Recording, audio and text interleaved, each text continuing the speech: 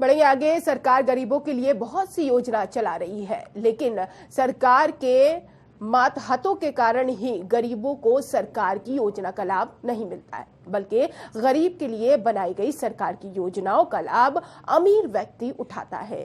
उनमें से एक है प्रधानमंत्री आवास योजना। सरकार ने हर गरीब को प्रधानमंत्री आवास योजना से पक्का मकान देने का वादा किया, लेकिन ऊपर से गरीबों के लिए आने वाली योजनाएं धरातल पर कैसे अमीर व्यक्ति तक पहुंच जाती है, देखिए हमारी खास रिपोर्ट में।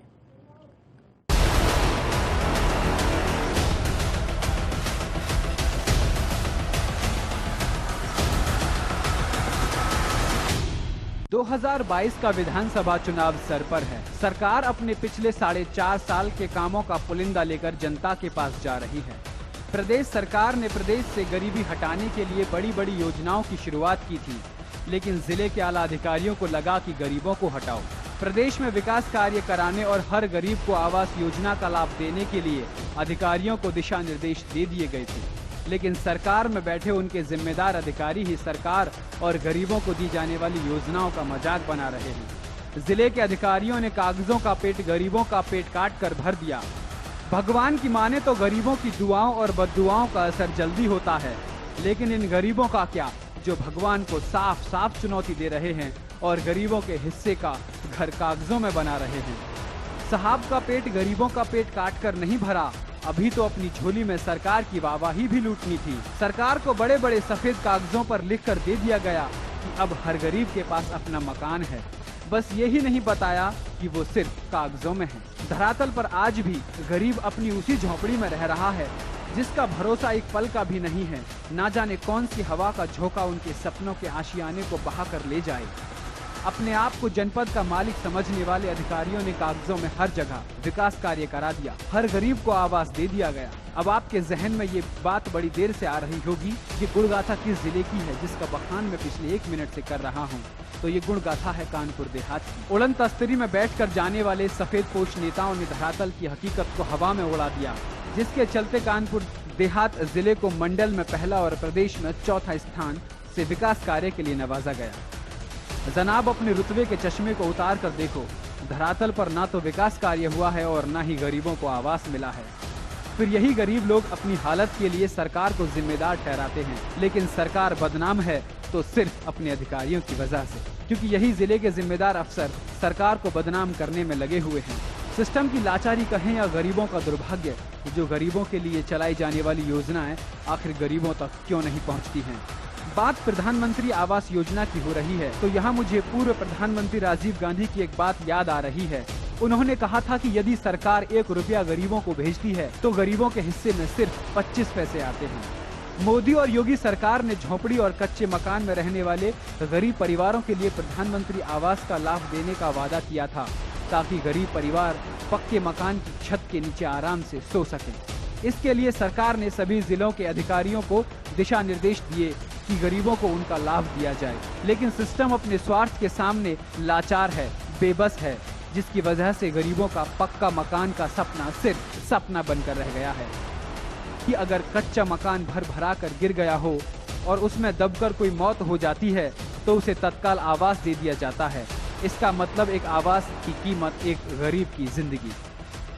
गरीबों का किस तरह मजाक बनाया जा रहा है, इसका जीवंत उदाहरण कानपुर देहात में देखने को मिल रहा है।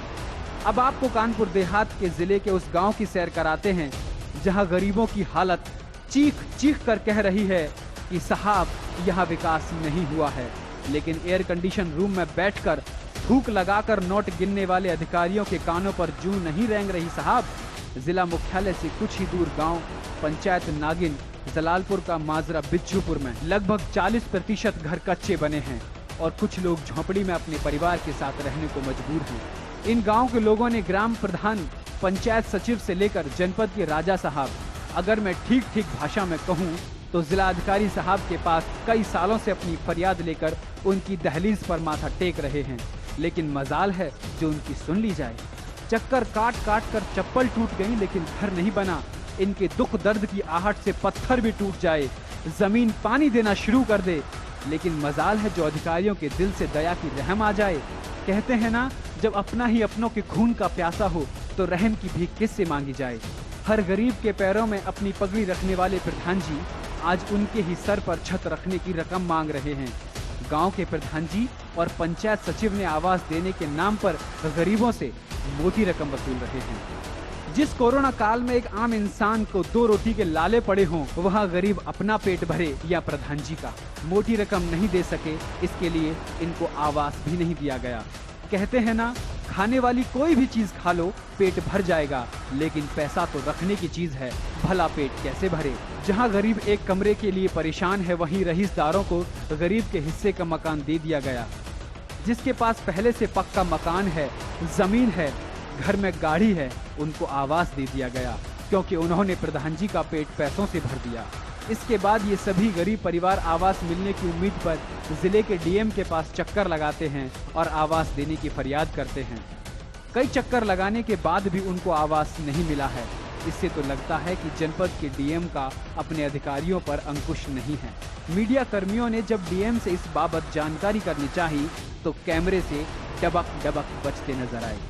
इसीलिए इन गरीब परिवारों को कच्चे मकान और झोपड़ी में रहना पड़ रहा है। आपने बचपन में एक कहानी जरूर सुनी होगी, इतना डर बारिश का नहीं जितना टपके का होता है। यहाँ तो बारिश भी है और टपका भी। बारिश भी गरीबों पर तरस नहीं खा रही। इस समय बारिश की वजह से गरीबों के कच्चे आशियाने गिर रहे हैं, तो कहीं छतों से पानी टपक रहा है।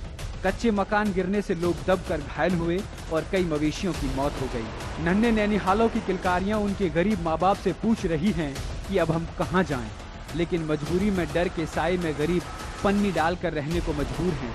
इससे तो जाहिर होता है कि शायद जिला प्रशासन बड़ी घटना का इंतजार कर रहा है। अभी आपके द्वारा संज्ञान में लाया गया है, यदि उनका आवास प्लस एक्ट की सूची में नाम है तो उनको आवास मिलेगा। वरीयता क्रम में आवास दिया जाता है, और अगर कोई डाउट है, कोई शंका है, तो मैं खंड विकास अधिकारी से पूरे आवास की जांच करा करके और उसकी व्याख्या मंगवा लेता हूँ और स्वयं उसको मैं देख। वहीं जब मीडिया की टीम इन गाँव वालों से बात करने पहुंची तो गाँव वालों ने अपने कच्चे टूटे हुए मकान दिखाए, जिसमें वो अपने परिवार के साथ डरे सहमे रहते हैं। जब मीडिया की टीम ने इन लोगों के आवास के बारे में जानकारी ली तो लोगों ने डरी सहमी आवाज में अपना दर्द कैमरे के सामने बयां किया। सुनिए क्या कहते हैं गरीब परिवार। हमारे पास रहने के लिए ना तो घर द्वार कुछ नहीं, हम दूसरे के मकान में रह रहे हैं। 4 बच्चे बसर कर रहे हैं, इसलिए कर रहे हैं कि चलो जिंदगी कटे। हम लोग सरकार बनाते हैं, हर बेर सरकार बनाते हैं, हर बेर हर पंचवर्षीय में पैर छूते हैं, साहब हमें भी कुछ दे दो। नहीं, योगी जी कहते हैं, मोदी जी कहते हैं गरीबी हटाएंगे। गरीबी कहाँ से हटेगी? मोदी जी तो चाहते हैं, अरे योगी जी चाहते हैं कि गरीबी ही हट के चला जाए। तो सर जी वो दीवार गिर गई, मड़ैया गिरने वाली, इसके वजह से मैं बच्चे को लेके यहाँ नहीं रह, दूसरे के यहाँ रह रही हूँ। जब मैं जाती हूँ प्रधान के पास में तो मुझे हड़का के भगा देते हैं, कहते हैं पैसा ले आओ तो आवास मिलेगी, नहीं पैसा लाओगे तो आवास नहीं मिलेगी। मैंने 6 साल दौड़ते दौड़ते हो गए, एप्लीकेशन में भी दी है, उसमें भी कोई सुनाई नहीं। ब्लॉक 50 बार भक्के गई, मेरी कोई सुनाई नहीं हुई। जिसका पक्का मकान है उसको आवास मिला है, जिसको आवास नहीं, जिसका घर नहीं है उसको आवास नहीं मिल रहा। क्या करें, इतनी मुसीबत है, क्या करें बताइए। मैं माती मुख्यालय जाती हूँ, मुझको कोई सुनाई लग नहीं देता है। करिए तो वो कहता है जाइए, हमको टाइम नहीं है, आपके पास पैसे हो 10, 20, 50 हजार तो हमारे पास हमसे बात करो आके। तो क्या करूं बताइए। वहीं आवास के लिए अपनी फरियाद लेकर आई पीड़ित महिला जिले के मुखिया के पास पहुंची। तानाशाही की आवाज के सामने बेबस गरीब की आवाज शायद खामोश हो गई। उनकी बात जिलाधिकारी महोदय ने सुनी ही नहीं। पीड़ित महिलाओं का उस दिन नसीब अच्छा था कि उनको जिलाधिकारी के दफ्तर से बाहर निकलती हुई अकबरपुर विधायक प्रतिभा शुक्ला मिल गई। पीड़ित महिलाओं ने उन्हें घेर लिया और उनसे मदद की गुहार लगाने लगी। वहीं विधायक प्रतिभा शुक्ला ने ये मानने में जरा भी तकल्लुफ नहीं समझी कि जनपद के अधिकारी ठीक से काम नहीं करते हैं और जनपद के मुखिया इन अधिकारियों पर अंकुश नहीं लगा पा रहे हैं।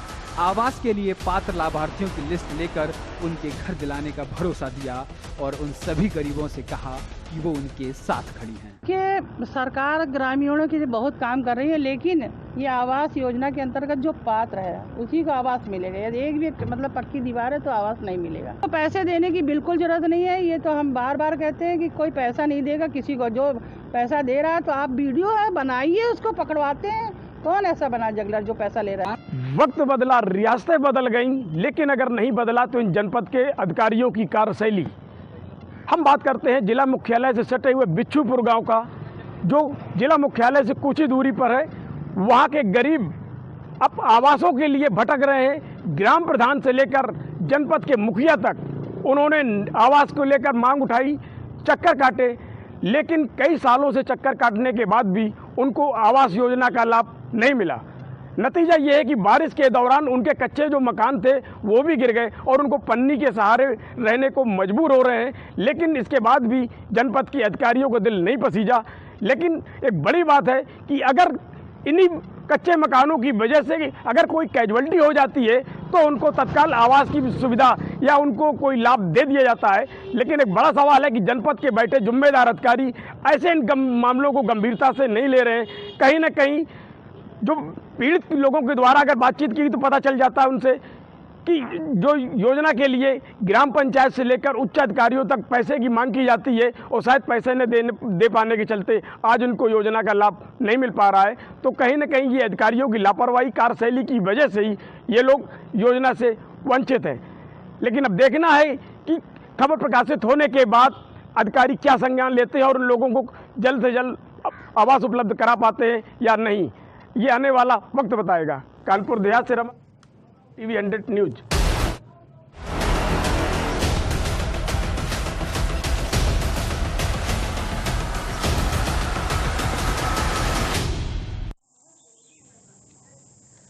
तो 2022 तक सरकार ने ये वादा या फिर कह दावा किया था कि हर गरीब को पक्का मकान दे दिया जाएगा। लेकिन इस तस्वीर को देखने के बाद अंदाजा लगाया जा सकता है कि जो सरकार ने योजना चलाई है धरातल पर उसका काम कतई भी नहीं हुआ। रमाकांत गुप्ता संवाददाता कानपुर से लाइव जुड़े हुए हैं और जमीनी हकीकत वो बताएंगे। रमाकांत गुप्ता, ये हम कह सकते हैं कि सरकार तो योजना बना देती है, लेकिन उस योजना का लाभ कितना मिलता है गरीबों को, इस तस्वीर को देखने के बाद अंदाजा लगाया जा सकता है। बिल्कुल, आपको बता दें कि कानपुर देहात में लगभग अगर हम जिला मुख्यालय से सटे बिच्छूपुर की बात करें तो वहां पर 50% ऐसे कच्चे मकान हैं जो कच्चे मकानों और झोपड़ी में रह रहे हैं। उनके मकान भी गिर गए हैं, आज के समय में वो पन्नी डाल के रह रहे हैं। अगर हम पूरे जनपद की बात करें तो पूरे जनपद में कम से कम 30% ऐसे गांव होंगे जो कच्चे मकानों बनाकर रह रहे हैं, झोपड़ियों में रह रहे हैं। लेकिन सरकार के निर्देश के बाद भी जो यहाँ के जिला प्रशासन है तनिक भी सुनवाई नहीं करता है। सरकार जो जनपद के जिम्मेदार मुखिया है, यहाँ की हम बात करें जिलाधिकारी महोदय के जिम्मेदार अधिकारी को भेजते हैं कि ताकि जनपद में विकास हो, जो जनपद के लोगों की समस्या है उनको सुलझाई जाए। लेकिन जनपद में बैठे जिम्मेदार अधिकारी ही गरीबों का मजाक बनाने में लगे हुए हैं। अगर पीड़ित फरियादी डीएम साहब से मिलने जाते हैं, जनपद के अधिकारियों से मिलने जाते हैं, तो उनके पास मिलने का समय नहीं होता। अगर हम बात करें तो सुबह से शाम तक मीटिंग होती है, विकास का खाका तैयार होता है और विकास की योजना बना के शासन को भेज दी जाती है। लेकिन अगर धरातल की बात करें तो धरातल में विकास नाम की कोई भी चीज नहीं है। शासन में बैठे जिम्मेदार अधिकारी वो अचानक किसी भी समय आकर अगर गाँव की हकीकत को देखते हैं तो उन्हें दूध का दूध और पानी का पानी समझ में आ जाएगा और उनको भी एहसास होगा कि जनपद के जो भेजे गए जिम्मेदार अधिकारी वो गाँव में पहुंचकर या जनपद में पहुंचकर किस तरह की विकास कार्य कर रहे हैं, वो हकीकत भी उनको देखने को मिलेगी। गांव के जो जनपद के जिम्मेदार अधिकारी हैं सिर्फ कागजों पर खाना पूर्ति कर रहे हैं, कागजों पर योजना बनाकर शासन को गुमराह करने का काम कर रहे हैं और सरकार को भी बदनाम करने का काम कर रहे हैं। ऐसे जिम्मेदार अधिकारी जनपद में है।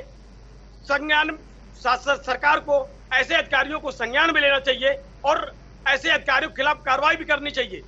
लेकिन अगर रमाकांत गुप्ता, पक्का मकान बनाने का दावा यहाँ पर किया जाता है, बाकायदा दिखाया भी जाता है, इसका लाभ किसे मिल रहा है अगर गरीबों को नहीं मिल रहा है तो?